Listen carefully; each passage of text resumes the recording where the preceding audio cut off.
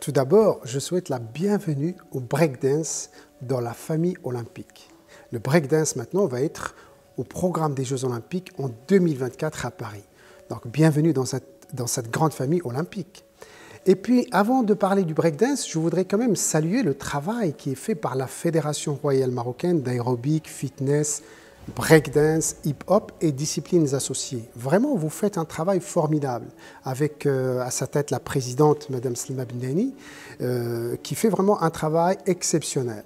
Un travail qui a été fait dans l'éducation par le sport, un travail qui a été fait aussi la santé et le sport, surtout dans les régions du sud du Maroc, et je trouve ça formidable.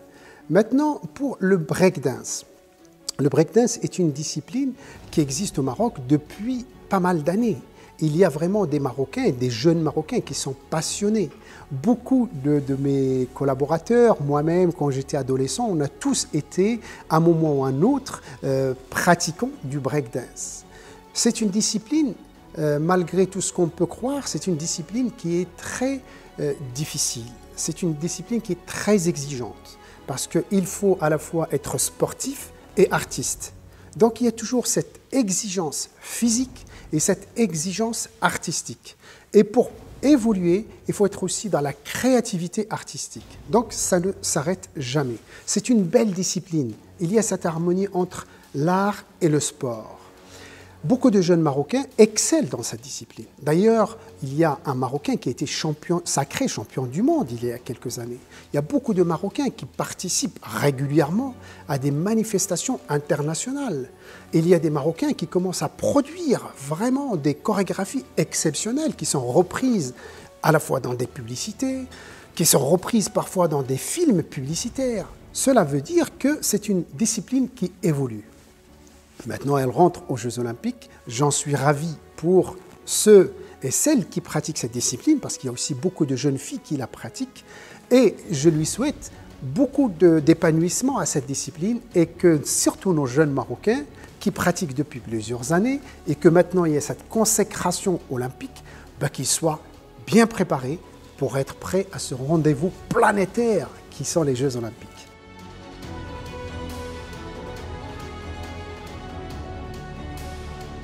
C'est une expression urbaine et je dirais c'est quand on reprend l'histoire de l'art d'une façon générale, de la danse, de la chanson, du chant, ça a toujours été bousculé par des modes qui sont arrivés.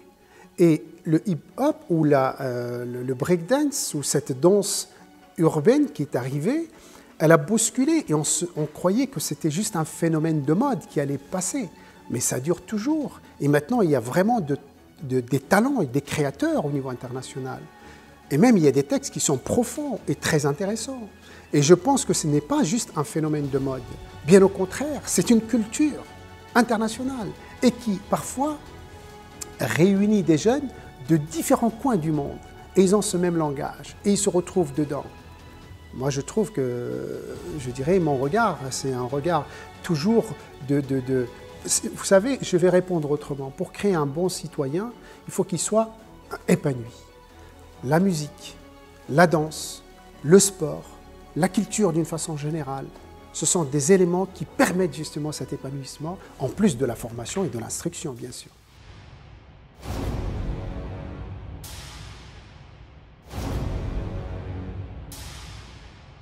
Je vais vous répondre tout de suite. Nous sommes déjà sur le chantier du partenariat avec la Fédération royale marocaine d'aérobic, hip-hop, fitness, breakdance, comme ce que nous faisons avec les autres fédérations royales marocaines sportives. Nous sommes sur le point de signer une convention pour que le comité olympique finance un programme de stage, de préparation et de compétition internationale pour ces jeunes qui seront sur la shortlist, qui sont sur la liste finale, qui vont se préparer pour les Jeux olympiques 2024. Nous l'avons inclus rapidement dans le projet, ce qu'on appelle ici au comité olympique, le projet GIL 24-28. C'est un projet, comme son nom l'indique, c'est préparer une génération pour 2024 et 2028. Concrètement, bien sûr, ce travail se fait avec la fédération. c'est la fédération qui supervise, c'est la fédération qui pilote. Le comité olympique est là pour accompagner et pour financer une partie du programme. Donc c'est la fédération qui va sélectionner, bien sûr en mettant en place des critères de sélection transparents, objectifs, clairs pour tout le monde, qui va sélectionner des jeunes sportives et sportifs, des jeunes qui font du breakdance, et qui seront sur cette liste. Et à partir de ce moment-là, le comité olympique finance leur préparation en matière de stage et en matière de compétition internationale. En plus de l'accompagnement de la fédération, par le conseil, en plus du suivi médical, en plus, je dirais, d'une présence autour de la fédération pour l'aider à surmonter toutes les difficultés qu'elle peut rencontrer dans le cadre, bien sûr, de la préparation de ces jeunes-là qui sont sur cette liste-là, qui sont dans ce programme olympique. Bien sûr, d'abord, vous l'avez dit tout à l'heure, nous sommes des partenaires et nous travaillons la main dans la main. Et ce qu'on fait avec la Fédération d'aérobic ou ce qu'on va continuer à faire, c'est ce que nous faisons déjà avec les autres fédérations. On a de l'expérience dessus. La première chose, c'est de s'adapter. On s'adapte à cette pandémie, on change les programmes, on adapte les programmes, nous sommes flexibles sur la programmation. Bien. Deuxième chose, c'est un soutien, là aussi, concret, en termes de, je dirais, d'examen, de tests PCR pour les jeunes qui rentrent dans le cadre de ce programme-là. C'est une prise en charge par le comité olympique, c'est une prise en charge aussi médicale, c'est aider la fédération à trouver des lieux pour les rassemblements et pour les stages. Donc on s'adapte par rapport à cette période. Et puis une fois nous aurons plus de visibilité, c'est toujours un échange, une construction avec la fédération. Et évidemment, nous, notre objectif, c'est quoi, comité olympique? C'est la réussite du breakdance, c'est la réussite de la fédération dans son projet, c'est que nos jeunes arrivent aux Jeux olympiques 2024 avec une préparation optimale.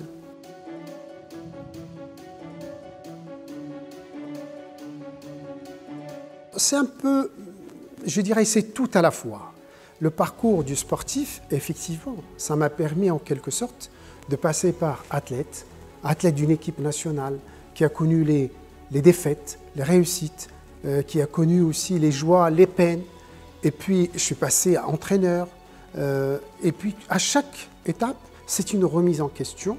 Et ce qui m'a beaucoup aidé, c'est que chaque étape a été accompagnée de formation.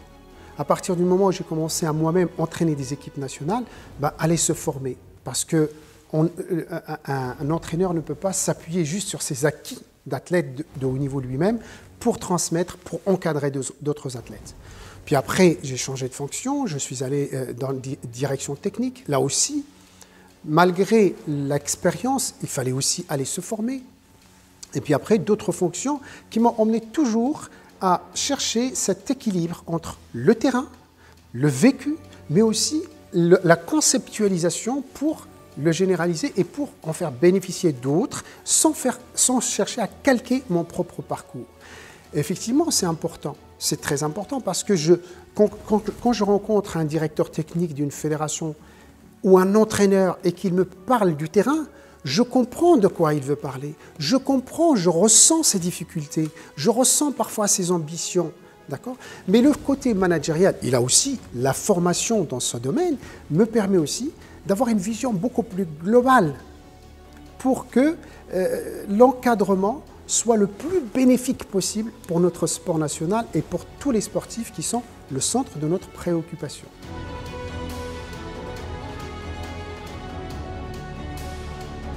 Sincèrement, aujourd'hui, des études scientifiques très sérieuses ont montré que l'activité physique, je ne parle pas du sport, parce que le sport, tout de suite, on pense à la notion de compétition.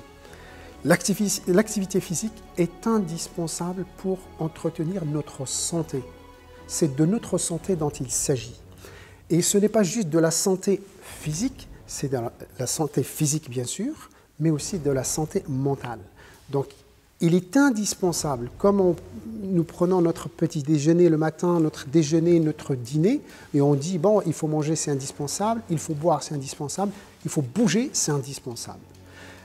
Bien sûr, il faut bouger selon notre âge, selon notre forme physique, etc. Il faut adapter pour que cette activité physique soit une source, d'abord, pour préserver notre santé, et on peut rentrer un peu plus dans le détail, mais aussi pour que ça soit nous procure un bien-être, il faut bouger régulièrement. Et moi, je n'échappe pas à la règle.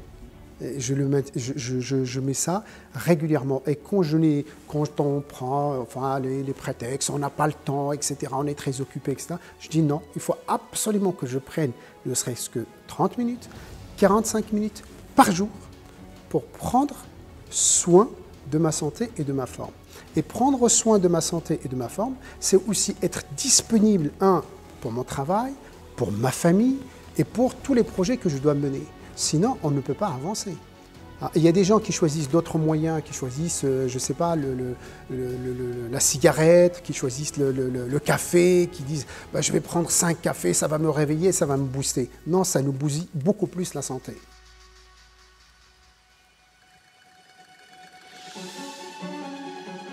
Franchement, je pense que le Marocain est un sportif né. Enfant, vous sortez dans les rues, tous les enfants, ils jouent au ballon, ils jouent à plein d'autres choses. D'accord ? Et à partir d'un certain moment, une fois adulte, avec les responsabilités professionnelles, familiales, on lâche tout ça. Avant, je dirais, jusque dans les années 2000, il n'y avait pas suffisamment de structures sportives urbaines pour encourager les gens à continuer. Mais on assiste depuis les années 2000 à une reprise, un engouement avec bien sûr beaucoup de villes qui mettent, comme ici à Rabat, ils ont mis plein d'installations sportives, des machines, dans des parcs, des terrains, des mini-terrains, etc. Et on assiste vraiment à un retour, à une appropriation par les citoyens de ces espaces-là, avec parfois, moi j'adore, l'autre fois je l'ai vu à Agadir, c'était magnifique, une femme d'un certain âge, en habit traditionnel, avec djellaba, avec le foulard, tout ça, elle était sur un rameur en train de pédaler avec ses jambes et ses bras, c'est extraordinaire. Donc on voit un retour. Alors, ce n'est pas assez, ce n'est pas suffisant, il faudrait l'encourager davantage. Et là, je pense que les clubs, les fédérations ont un rôle très important à jouer. Et d'ailleurs, si vous me permettez, j'ouvre juste une petite parenthèse. Dans ma fonction ici au Comité olympique, je rencontre toutes les fédérations. On se rencontre régulièrement, on travaille beaucoup ensemble. Je regrette que beaucoup de fédérations misent tout sur le haut niveau et oublient le développement du sport de masse, oublient le développement du sport santé. Alors que là, vraiment, ils ont un rôle important à jouer parce que pas uniquement ils vont développer leurs adhérents, mais aussi ils vont vraiment aider les gens à prendre soin d'eux-mêmes et à prendre soin de leur santé. Donc les fédérations, les clubs ont un rôle très important à jouer pour le développement du sport de masse. Bien sûr, le sport de haut niveau, c'est un peu la vitrine, mais je trouve que parfois, certaines fédérations dépensent beaucoup d'argent dans le sport de haut niveau sans résultat, alors qu'ils peuvent dépenser une grande partie de ce budget-là sur le développement de l'activité sport de masse, qui est indispensable, parce que aussi, on devient de plus en plus sédentaire. Beaucoup, la plupart des gens sont motorisés, ils arrivent, ils sont assis dans le bureau, on passe notre journée à faire des réunions, on passe notre journée à être assis, on ne bouge pas assez. Et un corps qui ne bouge pas aura des conséquences parfois dramatiques, et je pèse mes mots, une fois avec l'âge, etc. Il y a beaucoup de gens qui souffrent de l'arthrose, il y a beaucoup de gens qui souffrent de diabète, il y a beaucoup de gens qui souffrent de dépression, il y a beaucoup de gens qui souffrent de certaines maladies. Pourquoi ? Parce que juste le corps ne bouge pas, n'évacue pas les toxines, parce que effectivement les articulations ne bougent pas, parce que moralement on n'évacue pas, eh bien le corps, il ne peut pas tout supporter. Si je peux me permettre une comparaison, notre corps, ce n'est pas une poubelle à remplir et à vider de temps en temps. Non, c'est autre chose que ça. Et l'activité physique et le sport est un des moyens efficaces pour en prendre soin.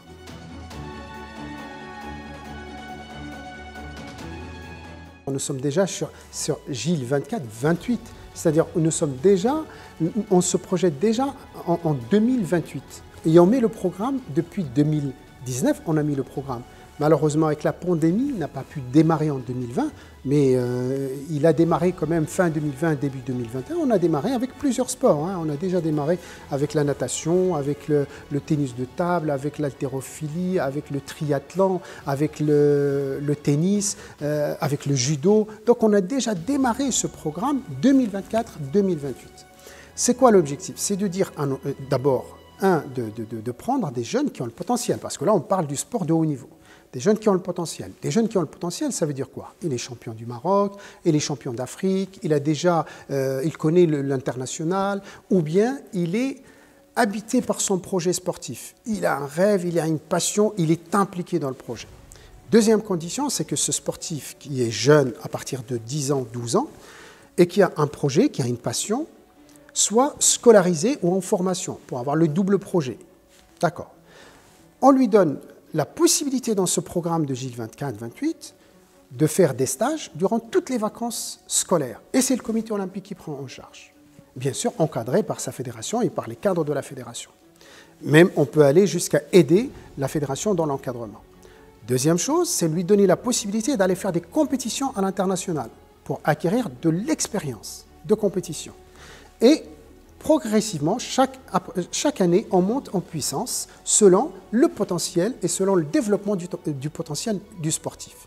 Ce programme, il est aussi flexible. Il y a des entrées, sorties permanentes, parce qu'un jeune, il peut être passionné, impliqué avec le projet aujourd'hui, cette année, mais l'année suivante, il peut changer de projet, ou bien il peut y avoir un jeune beaucoup plus, je dirais, enthousiaste pour aller plus loin, et donc il faut l'intégrer. La même chose, en plus de stages et des compétitions, on fait de l'accompagnement scolaire avec le jeune. On fait de l'accompagnement médical. On fait de l'accompagnement psychologique selon les demandes.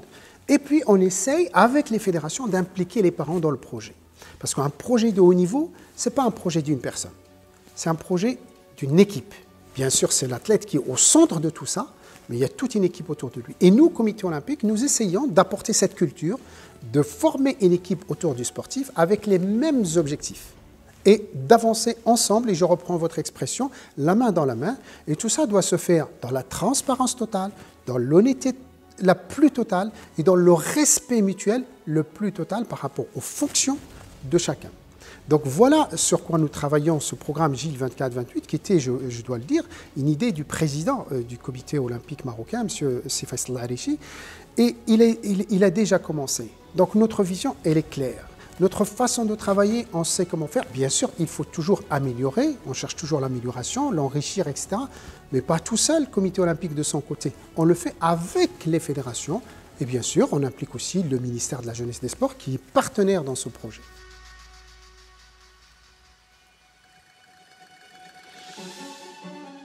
Vous avez dit représenter le pays. Alors, vous avez parlé tout à l'heure de mon parcours.